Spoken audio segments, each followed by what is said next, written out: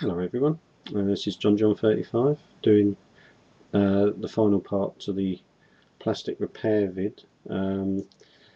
The parts of the horrible figure, which I showed in the first part, have all been in the solution of hydrogen peroxide for about 2 days. They've been put into direct sunlight in a windowsill, and I'll go into it in a little bit more detail in a minute. This activates the peroxide, makes it bubble, and if you try this on any parts of your own transformers or any plastic figures, you will see this happen quite quickly after a couple of minutes. It begins to bubble, and you can see bubbles collecting upon the actual parts you're actually trying to restore. I would still stress that at the moment, unless I can find out any other way of improving the colour on, say, a coloured part, say like a blue part or a red part, I would not recommend this yet until onto a coloured piece, until something else is found that you can get the colour back in. I've got one idea, but I haven't had the right sort of colour part to try it yet. I'll just move the camera and show you basically the sort of things that I'm talking about. And first of all, these are the horrible parts. Now, as you can see, this was the gun I used as an example of where I'd already prepared that one to give you a colour variation, and this was the part which was almost yellow and completely different. Now, if I put them together now, there's no colour difference between them. I don't know if the camera is picking that out nicely or not, but as you can see, is a lot more grayer to his original colour than the sort of smoker's sort of yellow that tinge that he had to him.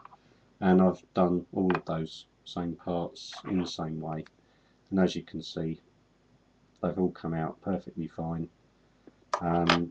Any sort of sticker wear you see on here was already on these parts anyway, so it doesn't actually tend to affect the stickers too much. Obviously when they come out of the solution they are a bit delicate, and I would suggest just lightly dabbing the parts dry, hence the paper.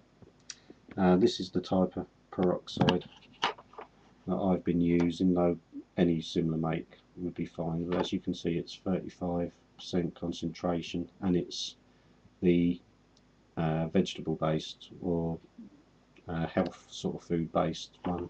You can get this off eBay and places like that. It's not that dear, it's quite, that bottle will do quite a large transformer quite adequately. I used a tub, and you can see the liquid still in there, it's just a clear liquid. Slightly diluted with some distilled water, though it's not necessary, though obviously the more potent the actual chemical is, the greater the effect's going to be, the quicker it's going to do the job, but obviously the more wary you've got to be. As you can also see, it's on I think it's Creb, the part of Creb. It hasn't affected the colour paint on his face. So once I've got this all assembled, I might do a little vid just to show how he looks once he's all finished. And as before, although I haven't done a review on him yet, this is my Jetfire, which was my original one when I was young, and I've done him, and to be quite honest, he looks a little bit off colour simply because he's in his packaging, I think. He was yellow, and I'm talking not far off, and I'll give you an example, not far off Bumblebee sort of yellow, where the white really discolours. And as you can see now, he's nigh on perfectly back to clear white. The only places where I was a little bit more sort of like dubious about doing it for too long was his chest plate, because you could just see the beginnings of lightening up on the red part of paint there. Not so much on the black, but more on the red. And the one sticker that I would say avoid contact with this stuff like the plague is the rub signs on G1, and probably like sort of what would be the real Reveal the Shield figures these days. you do get some warnings with the peroxide. I'll just move the camera back so you can see it.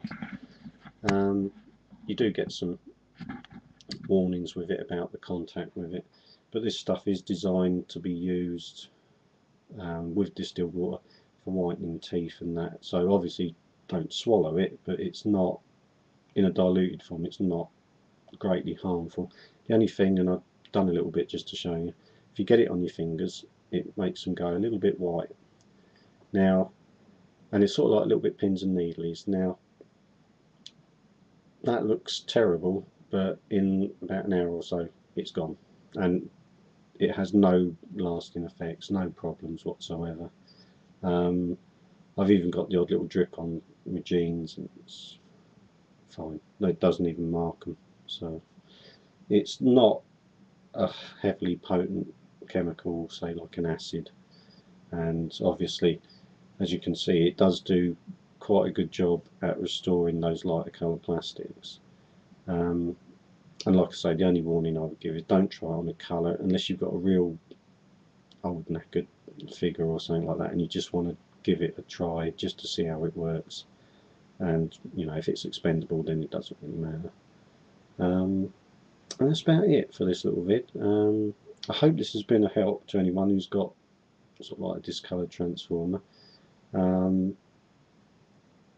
Ones what are ideal for this are ones like Jetfire where they're white, and I've obviously seen ones like sort of parts of Fortress Maximus and that where they get yellowed. It would probably work quite well on his parts, on his, say, the white parts on his legs and the light grey parts of his body. I